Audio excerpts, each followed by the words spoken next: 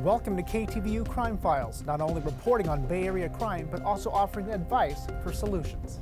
This is the 10 o'clock news on KTVU Fox 2. A hit-and-run driver leaves a beloved baker in San Francisco fighting for his life. Tonight, his coworkers rallying support from the community to help him during this difficult time. I felt really bad about him because I known him for so long, and we work together, and he's a good, kind person, and he's a good baker. The victim has been a baker at the popular Bob's Donuts for 3 years. Good evening, I'm Julie Hayner. And I'm Mike Meback. The victim was hit by a car while riding his scooter to work early Sunday morning, right there at the intersection of DuBose and Guerrero. New at 10, KTVU's Betty Yu joins us live tonight from the city after talking to the man's co-workers and family. Betty. Mike, Jesus Zamudio never made it here to work at Bob's on Baker Street early Sunday morning. Tonight, his family and friends tell us that he's in the hospital with life-threatening injuries. Jesus Zamudio is a father, a husband, and a beloved baker at Bob's Donuts in San Francisco. SFPD said he was riding his electric scooter at DuBose Avenue and Guerrero Street around 3 a.m. Sunday when a car struck him and took off. The accident left him unconscious, and his family and coworkers heartbroken. I really, cried when, I hear that. We're just like a family around here. I felt really bad about him because I known him for so long, and we work together, and he's a good, kind person, and he's a good baker. Hi, how are you? Bessie Ferreira said over the last 3 years, she often worked alongside Jesus. When I'm alone here as a cashier, he helps me everything. Consolidate the donuts and taking care of the window and taking care of the DoorDash. He worked 7 days a week at the Polk Street and Baker Street locations. His cousin Eric said he followed in Jesus' steps and began working at Bob's Donuts a few months ago. Through an interpreter, he told us he just visited Jesus in the hospital where he had surgery. When they went in, they saw him. He was sedated, so he was very sad to see him in that bed, because he's a very strong and hardworking man. He said Jesus was his family's main provider and supported his wife and 2 young children in Mexico. Eric added that while Jesus didn't vocalize safety concerns regarding his commute, he recently told him that he wanted to buy a helmet. He was going to order it with a friend, and I guess he didn't have time to order it. For me, when you wear a scooter, make sure you always wear a helmet. No matter what. San Francisco police are looking for leads in the case. His family has a message for the hit-and-run driver. Just to come forward and for him to pay for what he did.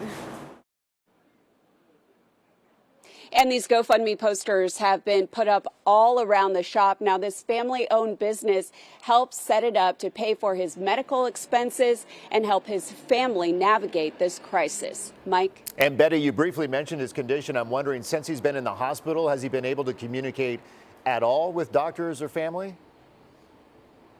I checked with a few of his family and friends tonight, and they said that unfortunately he has not been able to respond to any verbal cues, but they are still staying hopeful that his situation will improve. All right, Mike? Betty, you live tonight in San Francisco. Betty, thank you for that. Frustration tonight for an Oakland business owner who says his downtown restaurant has repeatedly been targeted by thieves. Our crime reporter Henry Lee tells us the owner has now considered moving out of town, but says it's not that easy. It's everything. It's crying, it's rage, it's anger, it's frustration, it's defeat. Raw emotions for Imani Greer, the chef and owner of vegan restaurant Roasted and Raw at 14th and Jefferson in downtown Oakland. He's moved several times, but for Greer, this is the 4th time his business has been hit. It's a very defeating feeling to just try so hard every day, and even as a leader, it's like you don't have time to grieve. The most recent break-in happened at about 4:30 Monday morning. A couple guys, young guys, broke in. They basically hit the glass, and then they just go like the same. It's almost a routine. A similar burglary happened in March, just as the restaurant was celebrating record lunch sales, and the restaurant's been hit twice before that. The common thread? Unfortunately, all 4 of our break-ins have been young black males. They have been my own people. And it's heartbreaking. Greer doesn't blame police or politicians, but says it begins in the home and in the schools. This is an Oakland problem. It's not City Hall's fault, it's everyone's fault. We all need to step up and do something. Greer says he has no choice but to stay put. Just because you get broken into a few times doesn't mean you can just pack up and leave. You're stuck into a lease that if you leave, you're going to have to deal with an eviction court. We all are implicated in society's failures right now. Either you're a part of the problem or you're a part of the solution. We ran into Oakland City Council member Carol Fife as she picked up a breakfast sandwich. She's a regular customer, and the restaurant is in her district. California is a difficult state to live in, but that does not give you the right to hurt other people to make sure your needs are met. Greer had this message for the burglars. Hold yourself accountable. Grow. Just because you were raised a certain way or weren't raised a certain way, just because you come from a certain area, we can change. We can improve. There are jobs out here. Oakland police are asking anyone with information about any of these break-ins to give them a call. In Oakland, Henry Lee, KTVU, Fox 2 News. We're learning new information about how a former San Jose fire captain was caught in a child predator sting in the Central Valley. Spencer Parker now faces 3 felony counts of lewd acts with a child following a broad-based investigation that netted as many as 24 suspects. KTVU's Jesse Gary has more now on the operation. This stuff goes on 24/7, 365, and that's a big issue. Sacramento investigators Monday releasing video from Operation Spring Cleaning, the 3-day sweep at the end of March, netting the arrest of 24 accused child predators, including one connected to the city of San Jose. We arrested a San Jose firefighter who lives here in Sacramento. San Jose officials say Captain Spencer Parker is no longer employed by the city. He was put on administrative leave 11 days ago and resigned April 12th. In court documents, Parker is accused of 3 counts of trying to perform lewd acts on a 13-year-old girl. During the initial, we were able to identify him, and once he was arrested, we confirmed that he is a member of the San Jose Fire Department. Investigators say spring cleaning involved 21 local, state, and federal agencies and more than 100 officers, all part of the Internet Crimes Against Children Task Force. Detectives posed as children on multiple social media platforms to lure child predators to meet them at predetermined locations. But there were no underage victims, just lawmen and women and handcuffs. This operation is the actual transition of sharing photos to actually trying to meet and molest and abuse children who they believed were under the age of 13. Officials say suspects range in age from their 70s to their 20s and in occupations from a Sunday school teacher to a postal worker to a firefighter. Officials didn't elaborate on Parker's arrest. San Jose Mayor Matt Mahan says his city is cooperating with the investigation. We're collaborating with the Sacramento County Sheriff, who is leading this investigation. We want to make sure justice is served. I'm just completely disgusted by these allegations. Late Monday, the San Jose Fire Department released a statement that says, in part, no criminal activity is tolerable in our service, and the types of crimes described by the charges are beyond a betrayal of public trust and are particularly reprehensible when committed by someone sworn to public service. Parker is due in court Wednesday in Sacramento County. Officials say subsequent arrests after the sweeps led to more suspects. In downtown San Jose, Jesse Gary, KTVU Fox 2 News. KTVU Fox 2 News at 5 starts now. Now at 5, can a retail curfew help crack down on crime? The controversy behind the latest proposal to help San Francisco's troubled Tenderloin neighborhood. It's up to the small businesses to, to serve the community. But then, they're coming up with these ideas to shut down small businesses too. Good evening. I'm Julie Hayner. And I'm Mike Meeback. The proposal by San Francisco Mayor London Breed would force some shops in the Tenderloin to actually close after midnight. KTVU's Christian Captain live now in the city. And Christian, the goal here is to reduce crime in that neighborhood. Yeah, that's right. The move here is the latest effort from the mayor's office to try to curtail any open-air drug markets, particularly at night. When it comes to street conditions in the Tenderloin, San Francisco police say they've made a lot of progress, particularly in the daylight hours. But when night falls, police say they still have a lot of work to do. And that illicit activity often centers around businesses that operate overnight. Now, the mayor's office is introducing new legislation that would close businesses that sell prepackaged food or tobacco products from midnight to 5 a.m. Police say they back the plan. Our challenges still occur at night. crowds of people that are there selling stolen property, selling narcotics. We have drug users all over. And what the problem is that when you have businesses that are open, like liquor stores and smoke shops, it just attracts more people. The mayor's office says the idea has a lot of grassroots support from residents and neighbors. Tim Benson is a manager at Azalina's restaurant in the Tenderloin. Restaurants operate late into the evening, and he says sometimes customers or workers feel threatened. He says he hopes that the city could step in and help businesses that have their hours cut, but he says he thinks that shutting some of those businesses down where drug users and drug dealers congregate may help the neighborhood as a whole. Police have been much more active. DPW has been out helping the cleanup effort, but it seems to be mostly a daytime issue, and at nighttime it's sort of still the wild, wild west. Plaza Snacks and Deli opened last year and operates 24/7. The man behind the counter didn't want his name or face used, but said that the business doesn't sell alcohol or tobacco and serves an important role in the neighborhood as one of the few locations to buy nutritious food. He says costs to operate the business are high, so he has to keep the doors open 24 hours. The new legislation, he said, would hurt his business. The reason why we wanted to stay open is because, we have to make more money to pay rent, to pay bills like PG&E, phone bills, internet bills, and we have employees. I have like 4 employees at nighttime, and I have extra security because, of the area. Some San Francisco residents say closing the shops won't make much of a difference in the end. I don't think it's going to work at all because people are still homeless and they're still out here all night long, so the markets don't really have anything to do with the crime. If the Board of Supervisors approves this legislation, the new hours wouldn't be enforced by police other than warnings. Any businesses that violate the proposed new hours would be fined up to $1,000 by the Department of Health. Police, though, would be the eyes and ears on the streets to see if those businesses are complying.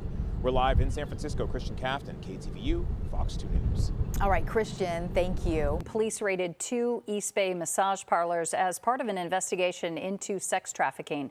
Now, the 2 businesses are located in El Sobrante.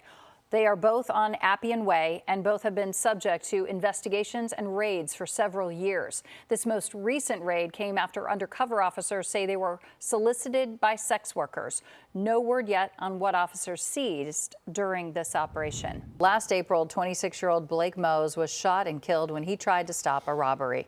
The shooter, Benicia Knaps, pled no contest to charges of second-degree murder and will serve 19 years to life. David Guillory was accused of being the getaway driver while holding their child in his lap as police chased them.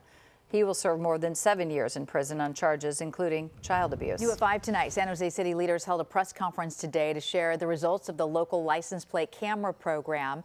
Mayor Matt Mahan led that conference in the Plata Arroyo neighborhood. It happened at the same time a new camera was being installed in the area. He said the network of cameras helped recover $2 million worth of stolen vehicles in 2023 alone. Mahan also explained other ways the cameras benefit the city.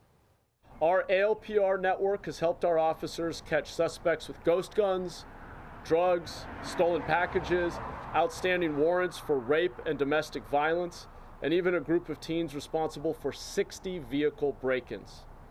They've also helped us avoid over 50 vehicle pursuits, which can be dangerous for our officers and the larger community.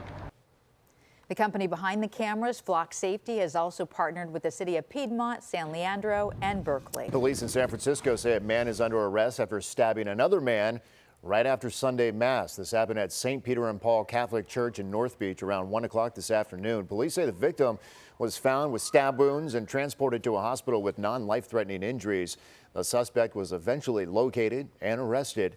No word on the circumstances that led up to the stabbing or whether this was related to a similar stabbing that took place at the church back on April 1st. Oakland police shot and killed a person suspected of a homicide late last night. Yeah, and KTVU's Eileen Rasmus in our newsroom now and tells us it's the first time this year that Oakland police have been involved in a deadly shooting. Good morning, Eileen. Yeah, that incident stemmed from an investigation by Sacramento police. The person killed last night was wanted by San Francisco police homicide investigators for on suspicion of being involved in a homicide that happened there. Now, when Sacramento police came to the area of 16th and Chestnut Streets in Oakland around 9:30 last night, they called Oakland police for help in arresting that homicide suspect.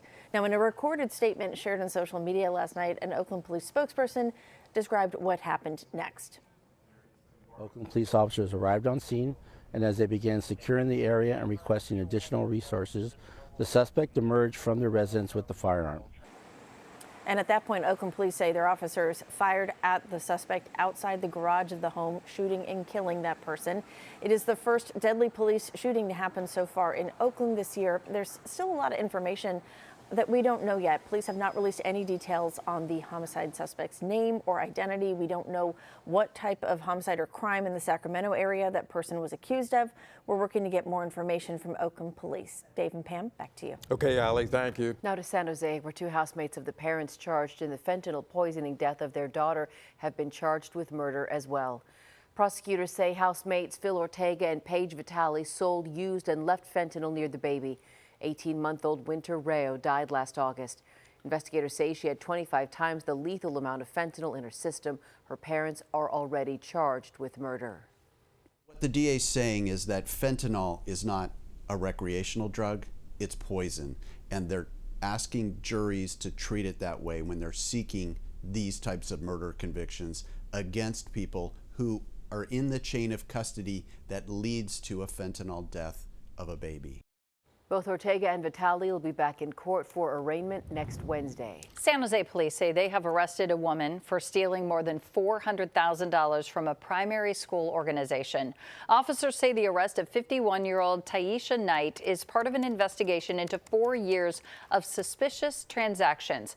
Knight is accused of writing 45 fraudulent reimbursement checks while serving as president for an enrichment program called Schallenberger Elementary School. Now, at that school, she has been booked for grand theft and forgery. Alameda County District Attorney Pamela Price is accusing county prosecutors in previous administrations of intentionally excluding Black and Jewish jurors. Our crime reporter Henry Lee tells us a review of death penalty cases is now underway. This is not about left or right or any kind of politics. This is about ethics. Alameda County DA Pamela Price says she has evidence showing former prosecutors illegally kicked off jurors from death penalty cases. Prosecutors in the Alameda County District Attorney's Office may have appear to have intentionally excluded Jewish and Black jurors from death penalty cases. She says this has led a federal judge to order a review of about 36 death penalty cases. My office discovered evidence of a pattern of misconduct, prosecutorial misconduct, that may well impact all of the death penalty cases in Alameda County. The allegation surfaced during a review of the case against Ernest Dykes, who's on death row after being convicted of murdering 9-year-old Lance Clark in East Oakland in 1993 and injuring his grandmother during a robbery attempt. Price said her office found these handwritten notes, which apparently show prosecutors purposefully excluding Jewish and Black female jurors from the jury pool. This is something that's been going on in Alameda for it's been the worst kept secret. Brian Pomerantz is an attorney representing Dykes. He says those notes also included purportedly race-neutral reasons as to why jurors were tossed. So these aren't notes that just are showing we don't like this juror for this reason. It was a scheme to be able to get away with it. He provided at least one rationale as to why prosecutors may have chosen to exclude Jewish jurors. There was a belief at the time that because the gas chamber was what was used in California, that Jewish jurors would not want to send people to the gas chamber. Pomerantz said it took Price, a progressive DA who ran on a platform to reform the criminal justice system, to bring these allegations to light. It took Pamela Price to bring this about. It should have happened in previous administrations. The attorney tells me one of those prosecutors is now an Alameda County Superior Court judge. In Oakland, Henry Lee, KTVU, Fox 2 News. In Oakland, a community response program is offering help for nonviolent emergency 911 calls. And KTVU was given a special inside look at the work of Macro, as that program is now expanding. The members of Macro, the Mobile Assistance Community Responders of Oakland, pride themselves on using compassion and empathy to meet the needs of the city. Macro street teams respond to some nonviolent calls for behavioral or mental health problems, noise complaints, and also calls about homelessness. They provided me with support and support and phone numbers so I could get the necessary medication that I need to make it. You see people laid out on the sidewalk, or people that look like they might be in pain, or people that are sleeping in precarious positions, and we would stop for them. Now, Macro launched 2 years ago, and as of last month, they have responded to more than 17,000 calls. Right now, they have 11 people on the staff, but they expect to triple that number in the next month. A local family has filed a lawsuit against the Benicia Unified School District for hiring a teacher now accused of sexually abusing their daughter. Now, Matthew Shelton is facing 5 felony counts of lewd acts with a child. The family of one of the alleged victims is suing the district, saying that the district was negligent for hiring him. Shelton was arrested back in 2007, accused of inappropriately touching 2 students. A jury acquitted him of those charges. We reached out to Benicia Unified for a response, but we have not heard back yet. An American Canyon high school teacher accused of sexually abusing a 15-year-old student has been fired and could lose his teaching credentials. Napa Valley Unified District Superintendent discussed the allegations facing Brad Rowell with parents and school officials at a meeting last night. Authorities say the PE teacher and track coach has been charged with 21 felonies after being accused of committing unlawful sexual acts with a student. This morning, if you've noticed a lack of light along Oakland's Lake Merritt, you're not alone. The historic street lamps have recently been vandalized. The KTVU's Bailey O'Carroll joining us live. She's in Oakland to tell us what the city of Oakland is doing about that. Good morning, Bailey. Good morning, Dave and Pam. Yeah, a number of these streetlights here along the nearly 3.5-mile perimeter of Lake Merritt have been vandalized. Now, I want to step out of the way so you can see exactly the street lamps that we're talking about. It's these green poles with that kind of loop around with they have the historic look, and that's because they are historic. They've been surrounding the lake since the 1920s. Now, a lot of people who often walk around the lake at night have noticed the lack of light. It's been going on for about a month now, and according to the city, at last check earlier this month, 34 curb boxes had been broken into. About 10 light poles had been downed, although some of those have been also because of fallen trees, others because of that vandalism issue. Now, Oakland representatives said that they have deployed teams to repair the downed lights and install temporary lights because it will take the original vendor time to make those new posts and light poles. The crew in Oakland will also reinforce the curb boxes that have yet to be damaged or not yet damaged. The problem is, though, not unique to Lake Merritt or Oakland. This has been happening actually more and more in cities all across the country as copper wiring used in the lighting fixtures is becoming more and more valuable. So people are after that, looking to resell it. Now, recently in LA, the city council put together a task force to address the growing number of copper wire thefts affecting their street light system. No word yet, though, on if Oakland is investigating the vandalism here to the streetlights here along Lake Merritt. Reporting live in Oakland, I'm Bailey O'Carroll, KTVU, Fox 2 News. All right, Bailey, thank you. KTVU Fox 2 News at 5 starts now. Now at 5, 3 people arrested in connection with the shooting deaths of 2 young women in Napa. The neighborhood now reeling from the sudden killings and hoping for answers. These young people that are just starting out in life, how did this tragedy happen? And so that's where the community comes together to try to understand this. The victims were just 17 and 19 years old. Good evening. I'm Julie Hayner. And I'm Mike Meeback. Mixed emotions tonight in Napa, where the city remains in shock after the 2 young women were shot and killed this past weekend. The suspects were arrested just 2 days later. Our crime reporter Henry Lee explains what we know about the killings as well as a growing memorial. A heart-shaped memorial of balloons, candles, and flowers in Napa marks the spot where 2 young lives were lost. This is where 17-year-old Sasha and 19-year-old Eileen Villasenor, the mother of a 9-month-old daughter, were shot and killed over the weekend on Riverside Drive, a stone's throw from the Napa River, its namesake city unaccustomed to such violence. That's pretty sad because we thought Napa was like, real calm, but I guess not. The gunfire broke out shortly after 8 Saturday night during a fight. Napa police responded to reports of gunfire and found the victims. One died at the scene, the other at a hospital. Witnesses told police a male and 2 females were responsible. On Tuesday, Napa police said they arrested those 3 suspects. 22-year-old John Nicholson Jr. of Vallejo was arrested with the help of the Napa Sheriff's SWAT team on 2 counts of murder. 2 19-year-old Santa Rosa women, Jessica Witten and Judith Adolph, were arrested by Sonoma County Sheriff's detectives, accused of being accessories. Police have not discussed a motive in the case. There's not much that's good about this situation. A man who wished only to be identified as Richard was among those who paid their respects. They're children, and to think that a young man thought it was appropriate to take their lives.